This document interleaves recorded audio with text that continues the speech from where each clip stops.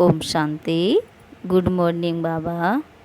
प्रिय भाई और बहनों, आज का वीडियो पसंद आए तो लाइक करें, सब्सक्राइब करें, कमेंट करें, शेयर करें। तारीख है 20/9/2021। प्रातः मुरली ओम शांति बाप दादा मधुबन। आज बाबा कहते, मीठे बच्चे, बाप आए हैं तुम्हें ऐसे श्रेष्ठ कर्म सिखलाने जिससे तुम 21 जन्म की बादशाही का वर्षा ले सको, अटल अखंड राज्य के मालिक बन सको। आज का प्रश्न है, गृहस्थियों और सन्यासियों के किस एक सिद्धांत में बहुत बड़ा अंतर है? उत्तर है, गृहस्थियों का सिद्धांत है कि भगवान जरूर किसी न किसी रूप में आएगा, और सन्यासियों का सिद्धांत है कि ब्रह्मा को याद करते करते ब्रह्म में लीन हो जाएंगे। अब बाप समझाते हैं, ब्रह्मा में कोई लीन नहीं होता, आत्मा अमर है, वह लीन कैसे होगी? भगवान यदि आएगा तो ज़रूर टीचर बनकर शिक्षा देगा, प्रेरणा से तो ज्ञान नहीं देगा ना। प्रेरणा माने आशीर्वाद। गीत है, तुम्हें पाके हमने जहाँ पा लिया, जहाँ तो जहाँ आसमान पा लिया। ओम शांति, ओम शांति। मीठे मीठे रूहानी बच्चों ने यह गीत सुना। रूहानी बच्चे ही कहते हैं कि बाबा, बच्चे जानते हैं यह बेहद का बाप बेहद का सुख देने वाला है, अर्थात सभी का बाप है। उनको सभी बेहद के बच्चे आत्माएं याद करते हैं, किसी न किसी प्रकार से याद करते हैं, परंतु उनको पता नहीं है कि हमको उस परमपिता परमात्मा से कोई बादशाही लेनी है। तुम जानते हो, हमको जो बाप सतयुगी विश्व की बादशाही देते हैं वह अटल अखंड अडोल है। वह हमारी बादशाही 21 जन्म कायम रहती है। सारे विश्व पर हमारी राजाई रहती है, जिसको कोई छीन नहीं सकता, लूट नहीं सकता। हमारी राजाई है अडोल अडोल, क्योंकि वहाँ एक ही धर्म होता है, द्वैत है नहीं, वह है अद्वैत राज। बच्चे जब गीत सुनते हैं तो अपनी राजाई का नशा बुद्धि में आना चाहिए। ऐसे ऐसे गीत घर में रहने चाहिए जिससे बाप और वर्षे की झट याद आती है। बाप के याद की मस्ती के गीत होने चाहिए। तुम्हारा सब है गुप्त। बड़े आदमियों के तो बहुत ठाठ होते हैं, तुमको कोई ठाठ नहीं है। तुम देखते हो जिसमें बाबा ने प्रवेश किया है उसमें भी कोई ठाठ की बात नहीं है। कपड़े आदि सब वही हैं। तुम बुद्धि से समझते हो कि बाबा ने इसमें प्रवेश किया है, हमको यह राज्य भाग्य देने। यह भी बच्चे जानते हैं कि सारी सृष्टि में इस समय जो भी मनुष्य मात्र हैं, सब देह अभिमान में आकर अनराइटियस काम करते हैं, इसलिए बेसमझ कहा जाता है। सबकी बुद्धि का ताला लगा हुआ है। तुम कितने समझदार विश्व के मालिक थे, अभी माया ने बिल्कुल बेसमझ बना दिया है। जो कोई काम के नहीं रहे हैं, बाप के पास जाने के लिए यज्ञ तप बहुत करते, परंतु मिलता कुछ नहीं, ऐसे ही धक्के खाते रहते हैं। परमात्मा को कोई भी जानते नहीं, सर्वव्यापी कह देते हैं। यह भी कितना रॉन्ग हो जाता है। पिता अक्षर बुद्धि में नहीं आता है, करके कोई कहते भी हैं, वह भी कहने मात्र। अगर परम पिता समझे तो बुद्धि एकदम चमक उठे। बाप स्वर्ग का वर्षा देते हैं, वह है हेवनली गॉड फादर। फिर हम कलयुगी नरक में क्यों पड़े हैं? अब हम जीवन मुक्ति कैसे पा सकते हैं? यह किसकी बुद्धि में नहीं आता है। अभी तुमको समझ मिली है। बाबा ने हमको यह स्मृति दिलाई है, जब नई दुनिया नया भारत था तो हमारा राज्य था। एक ही मत, एक ही भाषा, एक ही महाराजा महारानी थे। सतयुग में महाराजा महारानी त्रेता में राजा रानी कहा जाता है। फिर द्वापर में वाम मार्ग शुरू होता है। फिर हर एक के कर्मों पर मदार है। फिर हर एक के कर्मों पर मदार है। कर्मों अनुसार एक शरीर छोड़ दूसरा लेते हैं।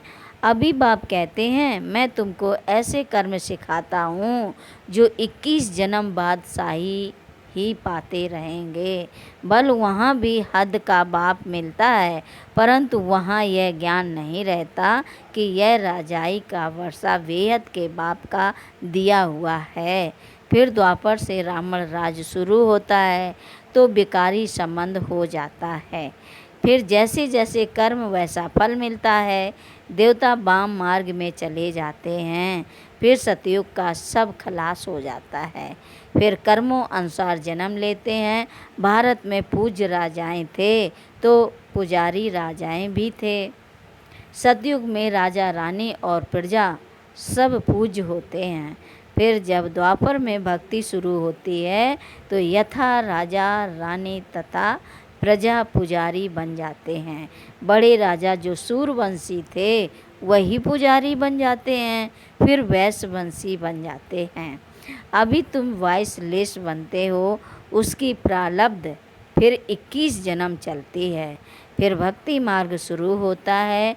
जो जो पूज्य देवी देवता होकर गए हैं उन्हों के मंदिर बनाकर उनकी पूजा करते हैं। यह सिर्फ भारत में ही होता है। यह 84 जन्मों की कहानी जो बाप सुनाते हैं यह भी भारतवासियों के लिए है और धर्म वाले आते ही बाद में हैं। फिर तो वृद्धि होते होते ढेर के ढेर हो जाते हैं। वैरायटी भी भिन्न भिन्न देवी देवताओं की रस्म रिवाज थी, वह भारत के गुरुओं की नहीं है। आधा कल्प बाद रावण राज शुरू होने से सारी रस्म रिवाज ही बदल जाती है। फिर पूज्य से पुजारी बन जाते हैं। पूजा भी पहले अब बिचारी एक शिव की करते हैं, उनके मंदिर बनाते हैं। फिर लक्ष्मी नारायण के बनाएंगे। एक ने लक्ष्मी नारायण का मंदिर बनाया तो दूसरा भी बनाएंगे। फिर राम सीता के मंदिर बनाने लग पड़ेंगे।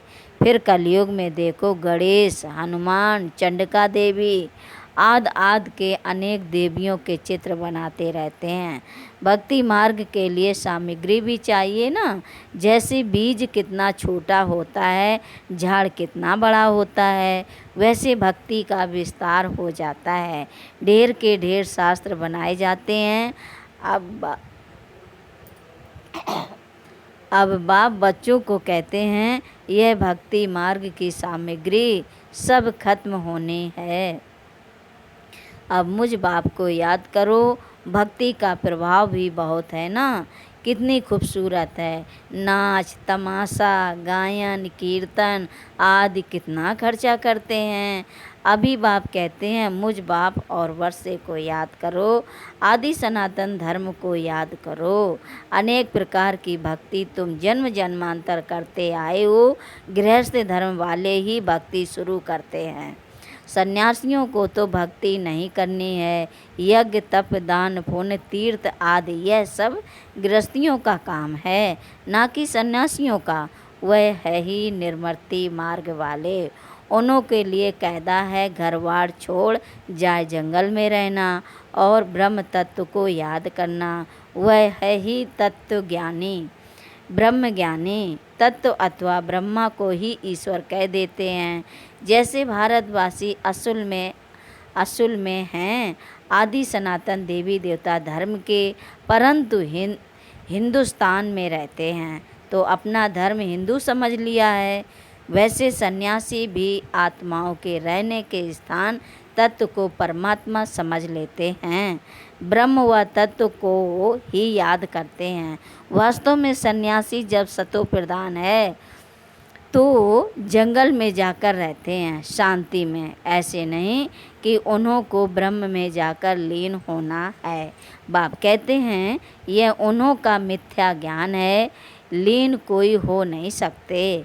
आत्मा तो अविनाशी है ना, वह कैसे लीन हो सकती है। भक्ति मार्ग में कितना माथा कूटते रहते हैं, फिर कहते भगवान कोई ना कोई रूप में कभी आकर मिलेगा। अब कौन राइट, वह राइट कि ये राइट। वह कहते ब्रह्म से योग लगाकर ब्रह्म में लीन हो जाएंगे। गृहस्थ वाले कहते कि भगवान किस ना किस रूप में आएगा, पतितों को पावन बनाएगा।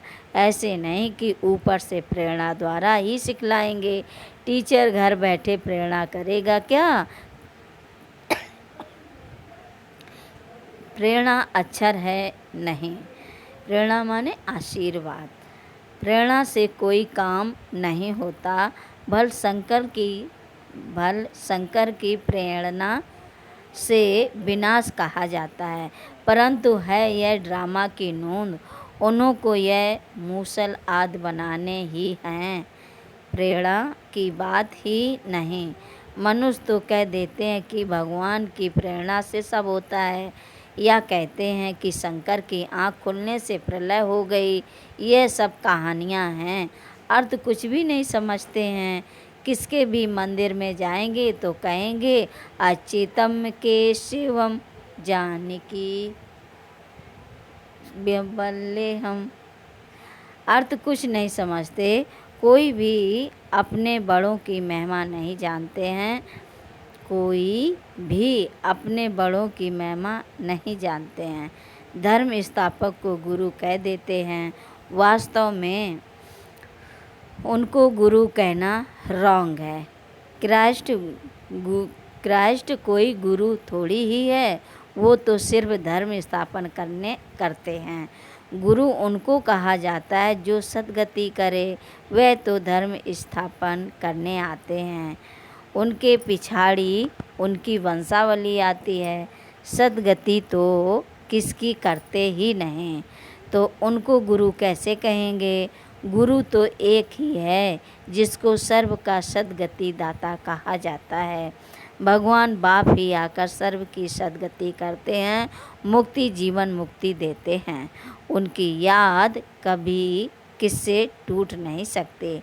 मनुष्य हे भगवान हे ईश्वर कह एक बाप को ही याद करते हैं, क्योंकि वह है सर्व का सद्गति दाता। बाप समझाते हैं यह सारी रचना है, रचयिता बाप मैं ही हूँ। सबको सुख देने वाला, वर्षा देने वाला एक ही बाप ठहरा। भाई भाई को वर्षा दे नहीं सकते, वर्षा हमेशा बाप से मिलता है। मैं सभी बेहद के बच्चों को बेहद का वर्षा देता हूँ, इसलिए मुझे ही याद करते हैं। हे परमात्मा क्षमा करो, समझते कुछ भी नहीं। बाप कहते हैं मैं कोई इन्हों के पुकारने से नहीं आता हूँ, यह तो ड्रामा में बना हुआ है। ड्रामा में मेरे आने का पाठ भी नोंदा हुआ है। अनेक धर्म विनाश, एक धर्म की स्थापना व कलयुग का विनाश, सतयुग की स्थापना करनी होती है। मैं अपने समय पर आप ही आता हूँ। यह भक्ति मार्ग का भी ड्रामा में पार्ट है। अब जब भक्ति मार्ग का पाठ पूरा हुआ है, तब आया हुआ हूँ। कल्प पहले भी बाबा आप ब्रह्मा तन में आए थे। यह ज्ञान अभी तुमको मिलता है, फिर कभी नहीं मिलेगा। यह है ज्ञान, वह है भक्ति। ज्ञान की प्रारब्ध है चढ़ती कला। कहा जाता है सेकंड में जीवन मुक्ति। जनक को सेकंड में जीवन मुक्ति मिली थी ना, लेकिन क्या एक जनक ने ही जीवन मुक्ति पाई? जीवन मुक्ति तो सब पाते हैं ना, सारी विश्व पाती है। सद्गति व जीवन मुक्ति एक ही अक्षर है। जीवन मुक्ति अर्थात जीवन को मुक्त करते हैं। इस रावण राज से बाबा जानते हैं बच्चों की कितनी दुर्गति हो गई है, बिल्कुल दुखी हो गए हैं। उन्हों की फिर सद्गति होनी है। पहले मुक्ति में जाकर फिर जीवन मुक्ति में आएंगे, शांति धाम से फिर सुखधाम में आएंगे। यह चक्र का राज बाप ने समझाया है। बाप कहते हैं इस समय सारी सृष्टि का झाड़ जड़जड़ी भूत तमो प्रधान हो गया है। इसलिए कोई भी अपने को आदि सनातन देवी देवता धर्म का समझते नहीं हैं। आदि सनातन देवी देवता धर्म के थे क्योंकि देवताएं पवित्र थे। हम अपवित्र पतित अपने को देवता कैसे कहलाएं? इसलिए कहा जाता है इन विकारों को छोड़ते जाओ। यह विकार आदि आधा कल्प से रहे हैं। अब एक जन्म में इनको छोड़ना, इसमें मेहनत लगती है। मेहनत बगैर थोड़ी ही विश्व का मालिक बनेंगे। बाप को याद करेंगे तब ही तुम अपने को राजाई का तिलक देंगे, अर्थात राजाई के अधिकारी बनेंगे। जितना अच्छी रीत याद करेंगे, श्रीमत पर चलेंगे तो तुम राजाओं का राजा बनेंगे। पढ़ाने वाला टीचर तो आया है पढ़ाने।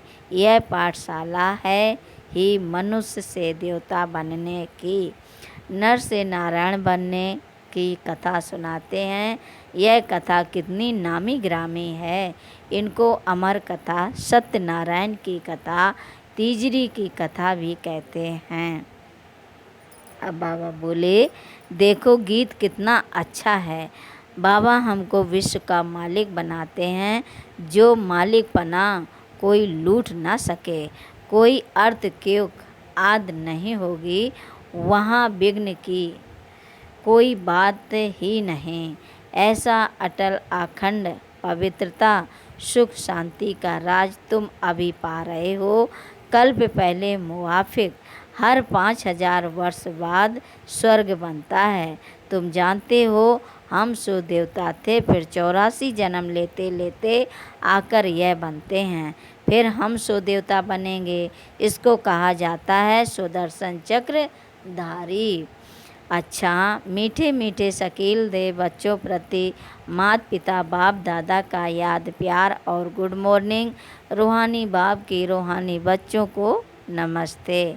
हम रूहानी बच्चों को रूहानी बाप दादा को याद प्यार और नमस्ते नमस्ते, गुड मॉर्निंग बाप दादा। शुक्रिया बाबा, शुक्रिया। धारणा के लिए मुख्य सार पहली पॉइंट है, अपने आप को राजाई का तिलक देने के लिए याद की मेहनत करनी है। सब विकारों को छोड़ देना है। दूसरी पॉइंट है, ब्रह्मा बाप समान साधारण और गुप्त रहना है। बाहर का ठाठ आद नहीं करना है। अपने भविष्य राजाई के नशे में रहना है। आज का मधुर वरदान है, नॉलेजफुल पावरफुल और लवफुल स्वरूप द्वारा हर कर्म में सिद्धि प्राप्त करने वाले सिद्धि स्वरूप भव। बाबा कहते हैं, जब वाणी द्वारा सर्विस करते हो तो मनसा पावरफुल हो। मनसा द्वारा दूसरों की मनसा को चेंज करो, अर्थात मनसा द्वारा मनसा को कंट्रोल करो। और वाणी द्वारा लाइट माइट देकर नॉलेजफुल बनाओ। और कर्मणा अर्थात संपर्क व अपनी रमणीक एक्टिविटी से उन्हें असली फैमिली का अनुभव कराओ। ऐसे जब तीनों स्वरूप में रहकर हर कर्म करेंगे तो सिद्धि स्वरूप स्वतः बन जाएंगे। आज का स्लोगन है, अपने पास शुद्ध संकल्पों की शक्ति जमा करो तो यह शक्ति सेफ्टी का साधन बन जाएगी। अपने पास शुद्ध संकल्पों की शक्ति जमा करो तो यह शक्ति सेफ्टी का साधन बन जाएगी। अच्छा, ओम शांति, ओम शांति। Good morning.